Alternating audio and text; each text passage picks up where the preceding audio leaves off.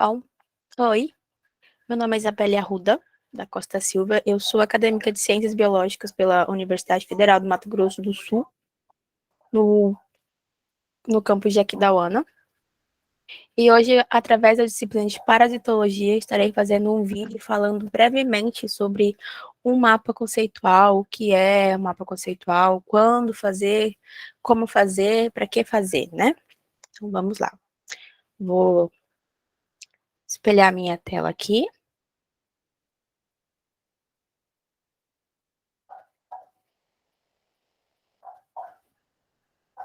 Deixa eu espelhar aqui na internet, né?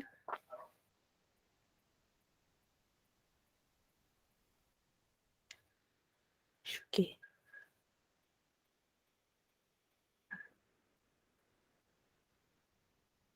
aí.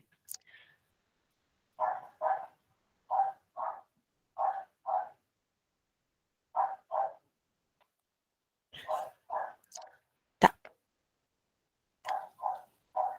Show. Aí.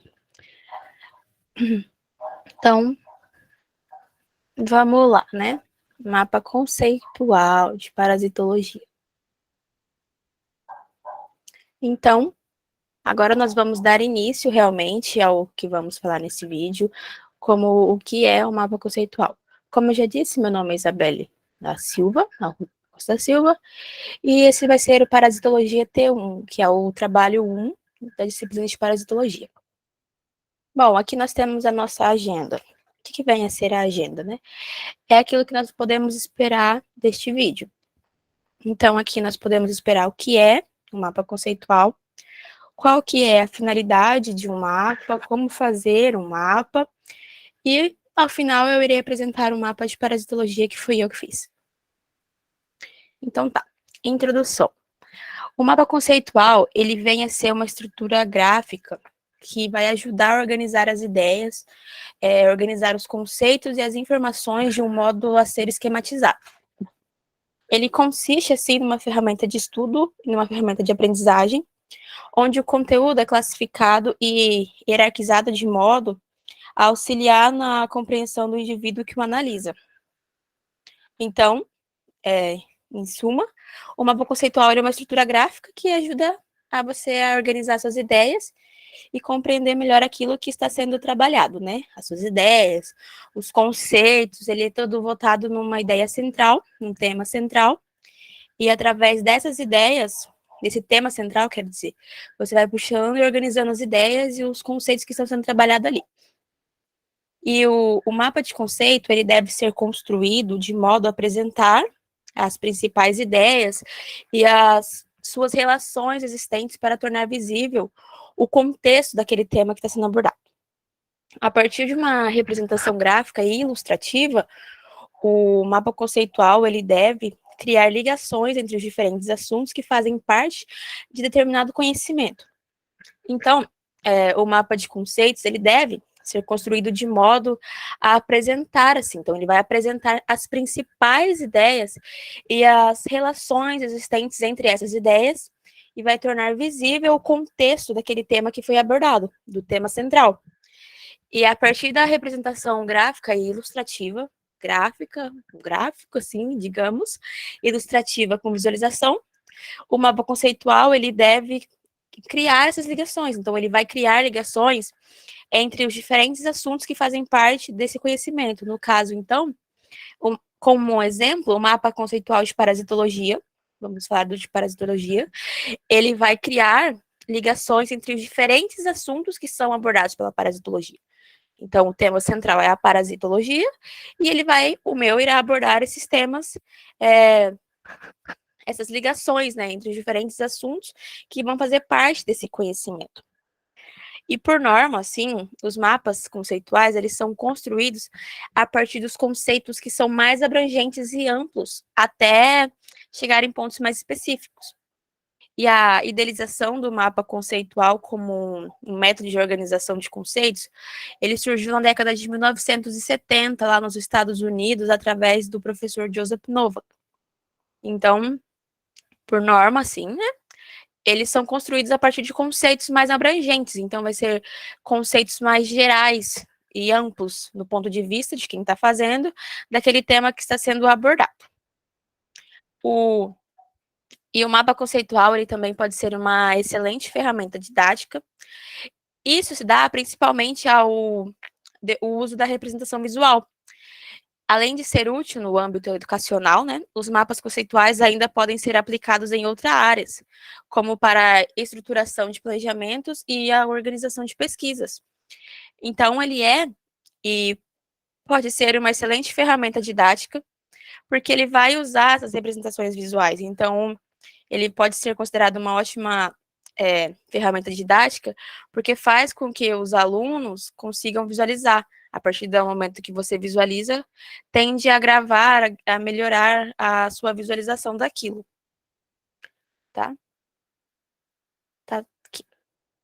Aqui nós temos um exemplo de mapa conceitual, um exemplo bem simples do que é o mapa conceitual e de como ele é construído. Ele é composto de frases ligadas, composto de conceitos, ele identifica os relacionamentos e esses relacionamentos que vão ligar os conceitos. Mas assim, agora vamos entrar. Como fazer o mapa conceitual, né? Nós já vimos o que é o mapa conceitual, para que serve. Então, agora, como que nós vamos fazer este mapa, né? Para utilizar tanto em sala de aula como de uso pessoal. Antes de tudo, antes de começar a fazer o mapa, de pensar em fazer, nós temos que dominar o assunto que está sendo abordado. Então, para fazer um mapa, é necessário que o seu idealizador já tenha adquirido conhecimento sobre o respectivo assunto que está sendo organizado. Então, antes de fazer o mapa, nós vamos estudar o que vai ser trabalhado, nós vamos estudar o assunto. Então, no caso, antes de eu ter feito o meu mapa de parasitologia, eu tive que conhecer a parasitologia, estudar ela e dominar esse assunto para que eu consiga fazer o meu mapa. Após nós dominarmos o assunto, temos o assunto dominado, sabemos os principais pontos, nós vamos partir para definir a estrutura. A segunda etapa, né, da confecção de um mapa é a escolha da estruturação que este terá. Se será do tipo hierárquico, que é semelhante a organogramas, como teias de aranhas ou como um fluxograma, por exemplo. Então, ele tem essas estruturas. Hierárquico, nós sabemos, vem de hierarquia, então vai ter o tema central em cima, e embaixo nós vamos colocando os conceitos desse tema.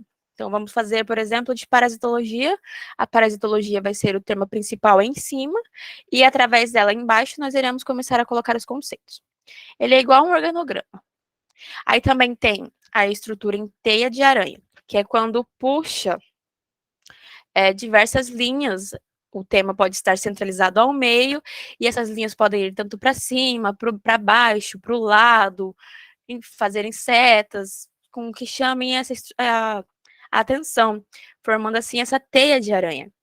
Ou ele também pode ser semelhante a um fluxograma, que eu vou apresentar depois um fluxograma, como que ele apresenta. O fluxograma é daquele que vai apresentar questões e possíveis soluções para aquele definido problema. Aí depois de dominarmos o assunto, de definirmos a estrutura, nós vamos partir para montar em si o nosso mapa. Então, aí nós vamos pegar e montar. E para a montagem do mapa conceitual, é necessário partir do conceito central, que irá organizar o mapa. Relacionará as ideias a partir do conceito que se quer explicar, seguindo a forma escolhida para a estrutura.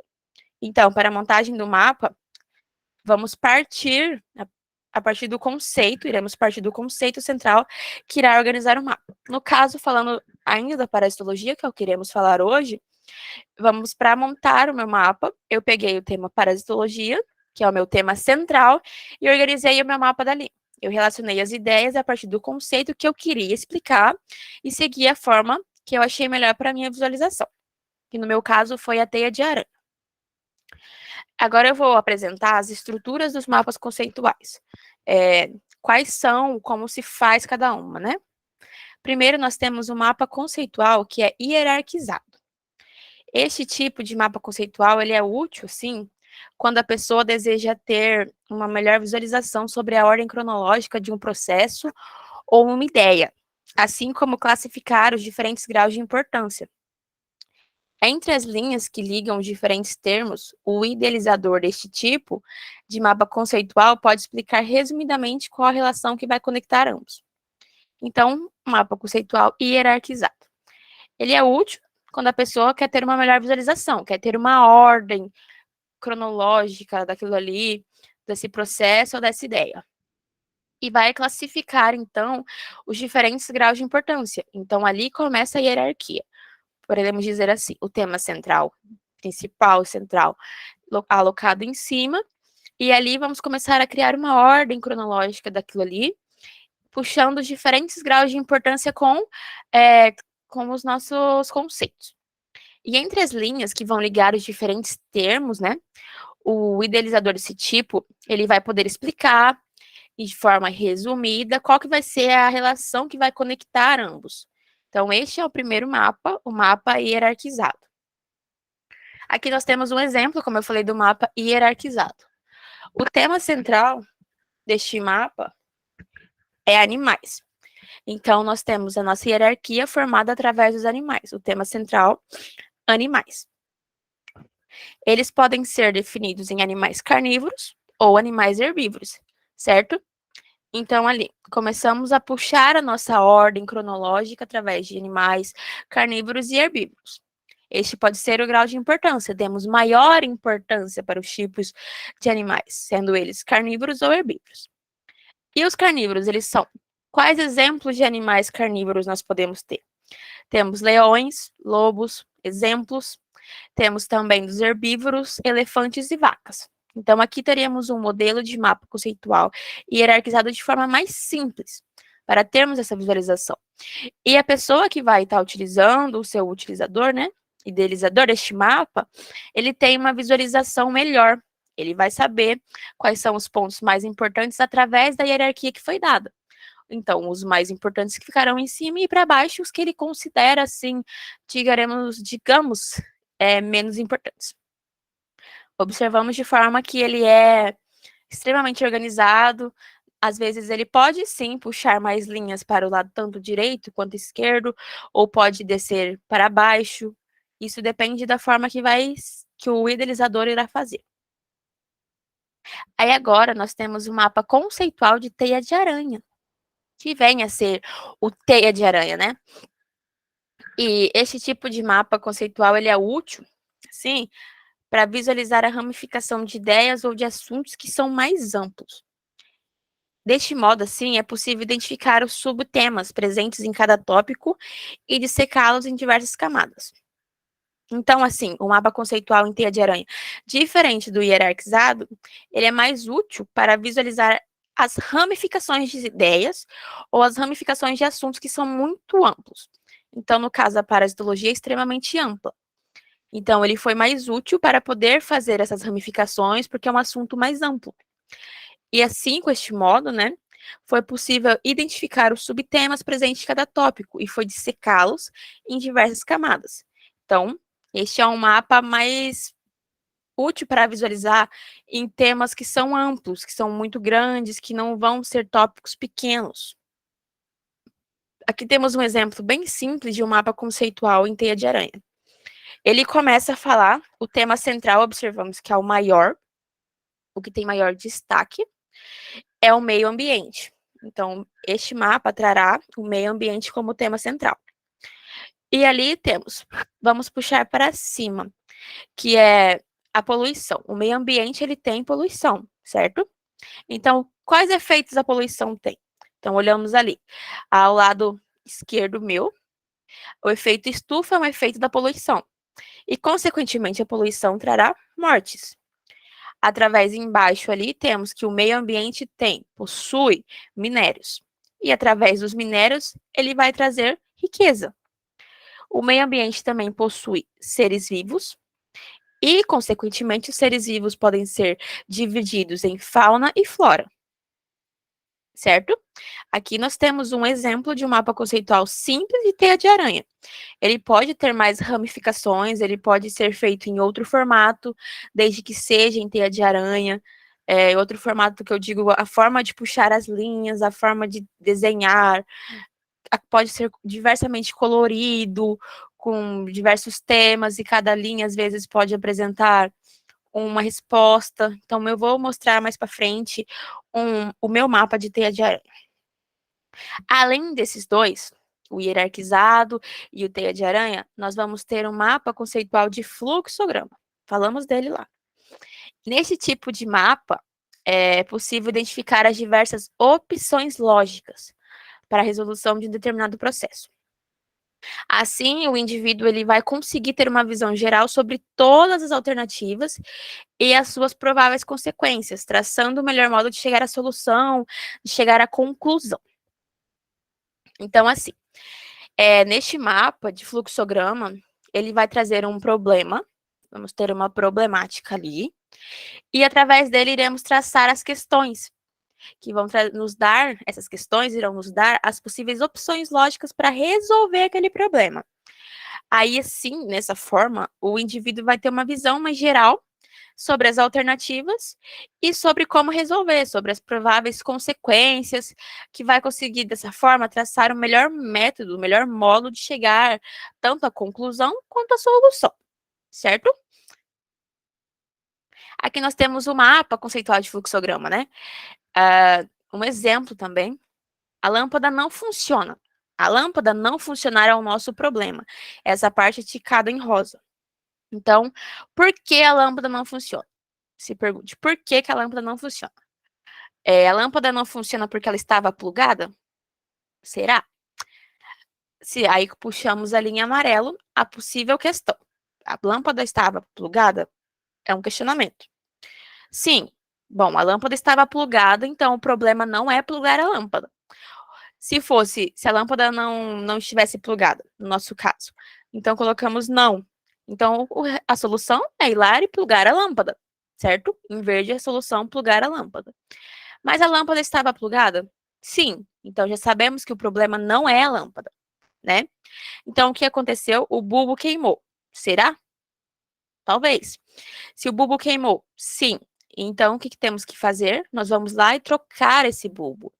Ou então, o bulbo não queimou, então o problema é a lâmpada queimada. Vamos lá e comprar uma lâmpada nova. Vamos trocar essa lâmpada. Então, aqui nós observamos, de uma forma mais simples, né, como funciona o mapa conceitual de fluxograma. Claro que podem ser mais soluções, mais perguntas para um problema, uma problemática. Vimos que ele é bem colorido, para que chame a atenção, seja identificado os tópicos que estão sendo trabalhados, que sejam identificados o problema, os questionamentos e as possíveis soluções para chegar a essa conclusão. Então, aqui temos um exemplo. A lâmpada, o problema era a lâmpada, chegamos à solução que a lâmpada pode ter que plugar a lâmpada, que ou podemos ter que trocar o bulbo, ou comprar a nova lâmpada. Isso vai depender do idealizador que vai estar observando. Bom, eu tenho que trocar a lâmpada, eu tenho que trocar o meu bulbo, eu tenho que plugar uma lâmpada, as possíveis soluções através do questionamento. Agora, eu irei falar do meu mapa de parasitologia. O mapa que eu fiz de parasitologia, ele pode ser tanto feito à mão, quanto ele pode ser feito pelo computador, né? Isso depende de quem vai estar fazendo. No meu caso, eu fiz o meu à mão. Eu tenho maior facilidade com isso, então eu fiz o meu à mão. Então, vamos lá. O meu tema central foi parasitologia. Então, o tema do meu mapa é a parasitologia. E, através disso, eu criei as ramificações com os meus subtemas. Então, através disso, eu criei as ramificações com meus subtemas. Então, eu vou começar a explicar um pouquinho detalhado sobre o meu mapa, né? Bom, primeiramente, a respeito do meu mapa, o mapa conceitual, mapa mental também chamado por alguns, ele não precisa ser somente com escritas. Tem diversas formas de chamar atenção através criando essa visualização melhor. No meu caso, eu fiz um desenho ao meio com a imagem de uma pessoinha pensando, com a lâmpada ali, teve uma ideia, uma resposta, uma solução. E do lado nós temos os parasitas, os vermes, vírus, temos um corona, uma bactéria, possíveis monstrinhos que vão atacar o sistema imunológico, né? Observem também a presença de cores no meu mapa mental, no meu mapa conceitual. O meu eu tiquei as setas de forma colorida, sendo que cada seta tinha algum tema específico sendo trabalhado ali, algum subtema, na verdade. Por exemplo, em azul, estamos falando sobre as parasitoses e 2 tipos de doenças, 2 definições de doenças. Em marrom, falamos sobre agentes, vetores e transmissão. Em verde, temos apenas conceitos. Observem o conceito de hospedeiro, tanto definitivo quanto intermediário. Conceito de parasitologia, de patologia, de classe. E em marrom, lá em cima também temos a classificação. Aqui, observem que o meu mapa também, ele cada tema, geralmente, cada marca importante, digamos assim, eu tiquei com um marca-texto colorido. Por exemplo, as minhas parasitoses, os seus modos de transmissão de parasitoses, né? Eu fiz em marcação rosa. Os tipos de doença, eu marquei em roxo. E os conceitos que eu queria trabalhar, eu marquei em azul. Tudo separadinho, para que eu consiga visualizar aquilo. E também, existem diversas pesquisas que apontam, né, que tanto a gente, que eu falo, aluno, quanto os nossos alunos, né, tende a visualizar, a memorizar melhor através de uma visualização com algo que marque. Tanto que em alguns alunos que vão estudar, por exemplo, para vestibular, Enem, cursinhos, essas coisas, eles utilizam métodos para memorizar aquilo. Então, por exemplo, eu vou estudar parasitologia e eu quero me lembrar daquilo, eu vou fazer algo que marque. Tem casos de alunos que mastigam chicletes, então na hora que eles forem fazer a prova, eles vão estar com aquele chiclete ali, novo, né? E vão ter aquelas memórias voltando por assimilação. Então, eles vão estar. É como se fosse um déjà vu. E também, no meu caso, eu utilizei a cor. Então, eu consigo assimilar, a partir do momento que eu precisar lembrar disso, eu vou lembrar do que eu marquei com uma cor rosa. Então, se me perguntarem, modo de transmissão de alguma parasitose, eu vou lembrar bom, no meu mapa conceitual eu marquei de rosa. Então, eu posso assimilar aquela cor. De rosa, falava de insetos e vetores transmitidos pela água, de animais domésticos, do solo, por reprodução, reprodução não, relação sexual, pelo solo e alimentos, enfim. Aí, se perguntarem o que é uma doença aguda, por exemplo, eu vou poder lembrar que, bom, eu falei de doença aguda em roxo. Então, eu vou ter essa assimilação, eu visualizei o que eu queria, então eu consigo lembrar e voltar naquilo que foi falado. Eu vou ter essa assimilação, entende? Aí vamos agora observar, eu recortei o meu mapa, como vocês podem observar, é uma foto do meu mapa que eu fiz numa folha A4, folha sulfite A4, e eu recortei aos lados que eu queria explicar divididinho, para que fique mais fácil de entender. Então, retornando, temos o tema central. Qual é o tema central que eu quis trabalhar? A parasitologia. Está grande, em azul, com letra diferente. E os meus subtemas? Parasitose, meus conceitos, e assim sucessivamente. Bom, iniciaremos agora falando de parasitose. Aqui ao lado, podemos ver de rosa, né? Vamos começar ao lado sobre parasitoses. Bom, parasitoses e o seu modo de transmissão. Parasitoses, eu não coloquei a definição do que é uma parasitose, porque eu não achei tão necessário, porque já sabemos que uma parasitose é uma doença causada por parasitas, né? Mas como ela pode ser transmitida? Tem diversas formas de transmissão dessas parasitoses. E ao invés de decorar, É transmitida por insetos e vetores, pela mosca e pelo mosquito, temos filariose e malária. Eu fiz o meu mapa mental. Insetos, vetores, mosca, mosquito, filariose, malária, leishmaniose. Assimilação. Então, você sempre vai lembrar dessa ordem. Aí, vamos falar dessas parasitoses, né? Algumas que eu coloquei. Eu tenho o modo de transmissão por insetos e vetores. Esses insetos e vetores, vai ser a mosca e o mosquito? A minha parasitose começou a ser transmitida por mosca e mosquito. Se sim, então nós temos como exemplo a filariose, a malária e a leishmaniose. Aqui, ó. Filariose, malária e leishmaniose. Esses insetos vetores, ele vai ser o triatomínio? Se sim, nós temos a doença de Chagas. Aqui é o vulgo barbeiro, aquele besorrinho preto com vermelho. Ou eu não sei quais são os insetos e vetores que vão passar, então nós temos os insetos parasitas. Aqui, ó. Insetos parasitas. Aí também tenho parasitoses transmitidas pela água. Então, a minha parasitose, ela foi transmitida pela água, eu peguei aquela doença pela água. Como ela foi transmitida através da larva, tinha larva na minha água. Então, que doença nós temos? A esquistossomose. Também, nossa parasitose pode ser transmitida através de animais domésticos. E os animais domésticos apresentam ali, esses animais apresentaram o oocisto. Então, eu tive contato com o oocisto. Que doença que eu posso ter? A toxoplasmose. Pode ser também transmitida por solos e alimentos. Bom, foi transmitida em solos e alimentos. Como? Através da ingestão de cistos, ingerir esses cistos. Então, que doenças eu posso ter? Eu posso ter a amebíase e a giardíase. Também, em solos e alimentos, eu posso ter a ingestão de ovos ou a penetração de larvas.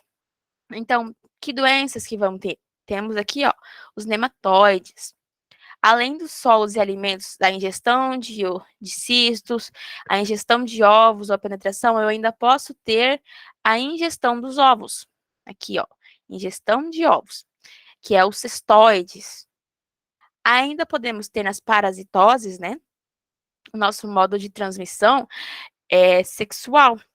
Então, você vai ter uma parasitose transmitida através da relação sexual sem proteção, que vai fazer a transmissão do trofozoito, que é a doença que chamamos de tricomonise. Então, aqui de rosa, vimos as parasitoses e os diversos modos de transmissão que elas apresentam. Agora vamos começar a mostrar, apresentar conceitos, os conceitos mais gerais. Lá embaixo, mas o primeiro conceito é de roxinho, temos o conceito de doença aguda. O que vem a ser um conceito de doença aguda? O que vem a ser, na verdade, uma doença aguda, né? A doença aguda é aquela que vai apresentar uma rápida progressão dos sintomas. Então, a pessoa que está com essa doença aguda, ela vai apresentar de forma rápida os sintomas. Então, é um período menor de tempo do que em outros. E essa doença aguda, ela podemos dar de exemplo a gripe. A gripe, ela tem uma progressão extremamente rápida dos sintomas. E aí temos, ao contrário da doença aguda, lá embaixo nós temos a doença crônica. Como eu já disse, vem a ser o contrário de uma da outra. A doença aguda, ela tem uma progressão rápida dos sintomas, e a doença crônica vem a ter uma lenta progressão dos sintomas. Então, a pessoa contaminada com essa doença, infectada com essa doença, ela vai ter essa lenta progressão. Apresenta os sintomas de forma devagar. Um exemplo disso é a doença de Chagas. Ela tem essa progressão mais lenta. Aqui, eu coloquei a classificação dos tipos de parasitas, que eles são classificados de diversas formas. Por exemplo, temos ali em cima, é que ficou um pouquinho apagado aqui para ler, mas é ectoparasita. O ectoparasita, ele vem a ser aquele que está presente na superfície corpórea. Superfície. Ecto, superfície. Em cima, podemos dizer assim. Exterior também. Um exemplo de ectoparasita são os piolhos, que eles ficam ali entre cabelos e pelos. As pulgas, os carrapatos, eles vão estar na pele, né? Então, o ectoparasita, ele vai estar no cabelo, nos cabelos, pelos e pele, tá? Temos também o endoparasita. O ecto, como eu falei, para fora, em cima, superfície, o endo interior, endo interior. Esse endo, que vem a ser o interior do organismo, ele pode ser um exemplo, os vírus. Os vírus, eles entram, eles vão estar presentes dentro do organismo do seu hospedeiro. Aí nós também temos parasitas permanentes. Os parasitas permanentes, temos um exemplo da lombriga. Ele vai ficar permanente ali, ele vai permanecer ali. Aí temos também o parasita temporário, aqui, ó, seguindo a ordem que eu estou lendo. O parasita temporário, o próprio nome já diz, ele tem um tempo, ele vai ter um limite de tempo ali.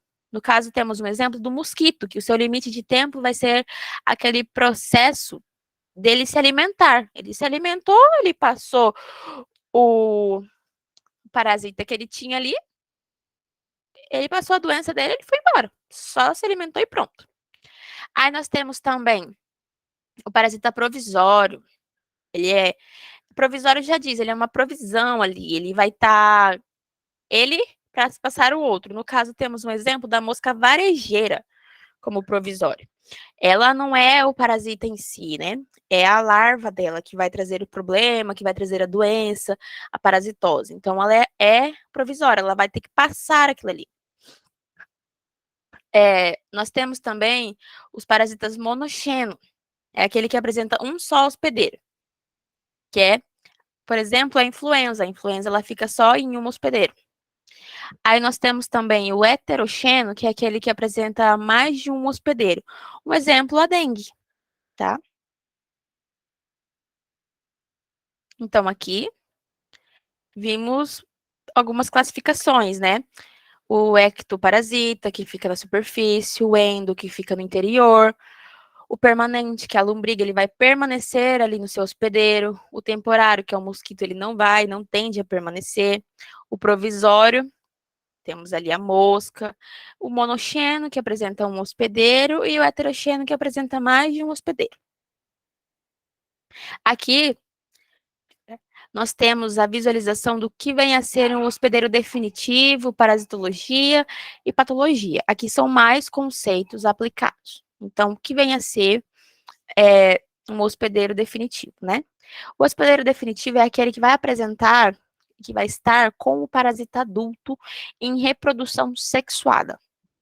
Então, o hospedeiro definitivo, ele tem o parasita adulto que vai se reproduzir através da troca de gametas, reprodução sexuada. O que vem a ser, então, a parasitologia, né? Falei tanto de parasitologia, o que é uma parasitologia? A parasitologia, ela vem a ser o estudo dos parasitas. Então, como temos ali parasitologia e patologia, sabemos que logia se remete à palavra estudo. Então, logia, estudo.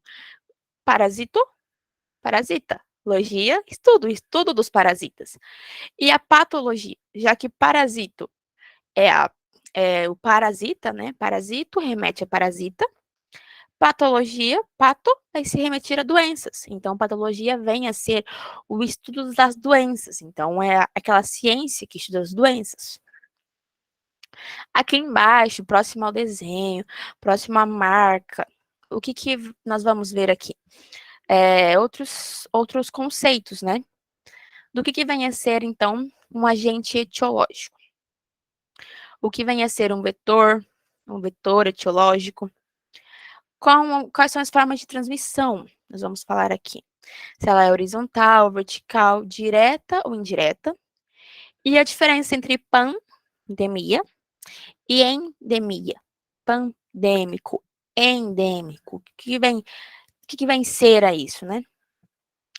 De agente etiológico. Agente, o que é um agente, né?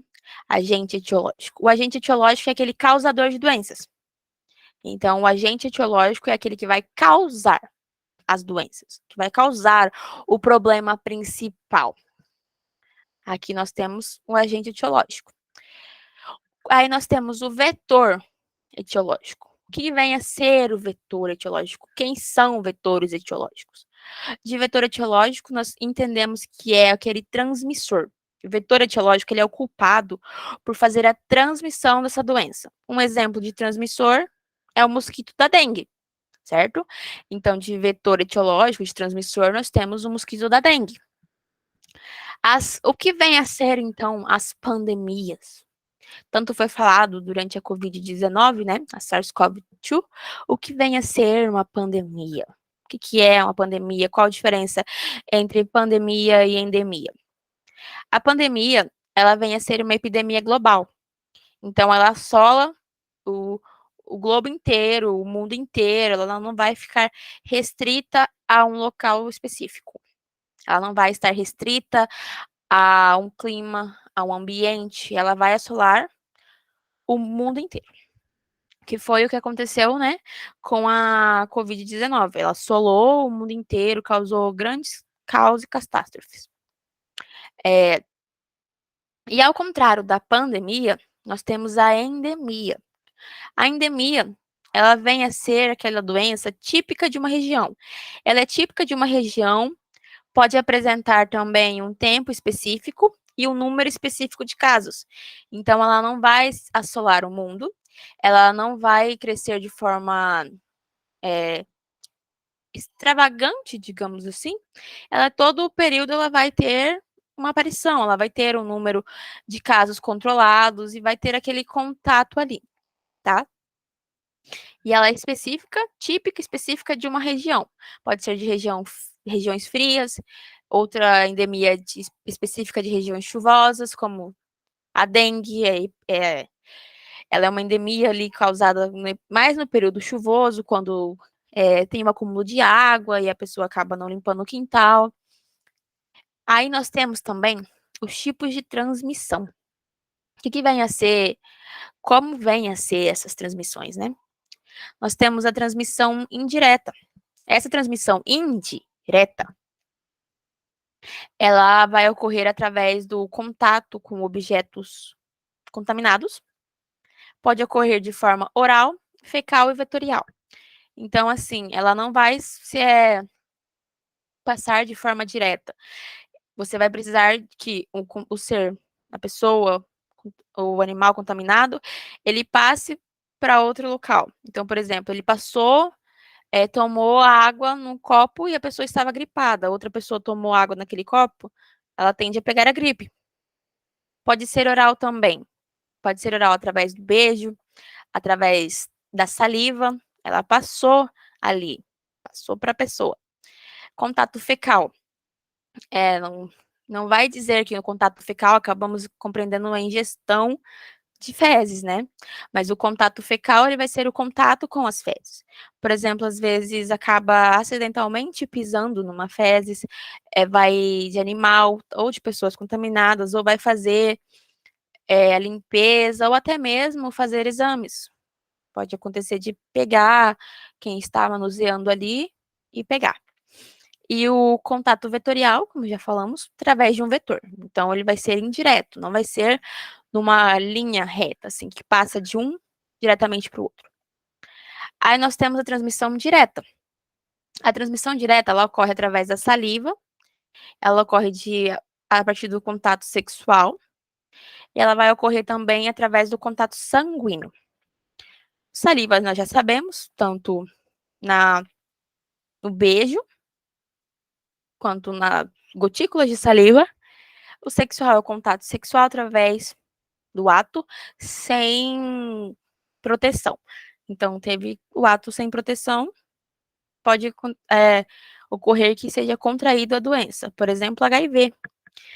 E o contato sanguíneo também vai ser através, por exemplo, de machucados, pode ser um exemplo, onde a pessoa contaminada tem um corte, óbvio, necessariamente vai sair sangue ali, vai ter o contato, vai estar exposto, e a pessoa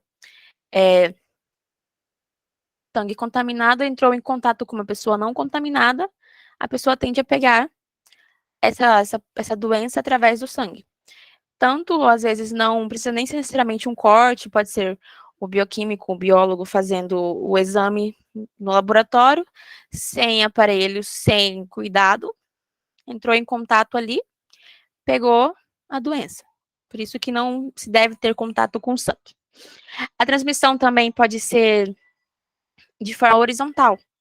Essa transmissão de forma horizontal, ela ocorre entre espécies distintas, ela não vai ocorrer em uma só espécie. Então, ela pode ocorrer entre espécies distintas, por exemplo, entre humanos e animais, ela pode ocorrer assim. E temos também a transmissão vertical. A transmissão vertical tende a ser aquela que ocorre, essa transmissão vai ocorrer na mesma espécie, de humano para humano, animais para animais, tem? Então, aqui nós observamos, nessa parte próxima ao desenho, alguns conceitos importantes, né? Subtemas e conceitos importantes. Aí aqui, finalizando, nós temos mais um conceito importante de um hospedeiro intermediário. O que vem a ser esse hospedeiro intermediário, né? O hospedeiro intermediário, diferente do outro hospedeiro, aqui, do hospedeiro definitivo, né? Ele tende a apresentar o parasita em estado larval. E esse parasita pode apresentar a reprodução sexuada. Então, aqui nós temos com o parasita larvário, tá? O hospedeiro intermediário, ele vai apresentar o parasita de forma larvária. Aqui nós encerramos, mas vamos fazer uma recapitulação rapidinho. Vou voltar aqui. Bom, a agenda foi fechada, vimos mais coisas além, né, do mapa conceitual, finalidade, aprendemos como fazer e o mapa conceitual de parasita. Vimos que o mapa conceitual ele tende a ser essa estrutura gráfica, ele vai ajudar a organizar as ideias, os conceitos e esquematizar tudo isso. Como ele deve ser construído de modo a apresentar as principais ideias e suas relações existentes. Também vimos o modelo de um mapa conceitual simples, aqui é o mapa conceitual explicando o mapa conceitual. Aí vimos como fazer um mapa, quais etapas nós vamos seguir para fazer o mapa, né? Que primeiro consiste em dominar o assunto, depois iremos definir uma estrutura, depois iremos montar o mapa.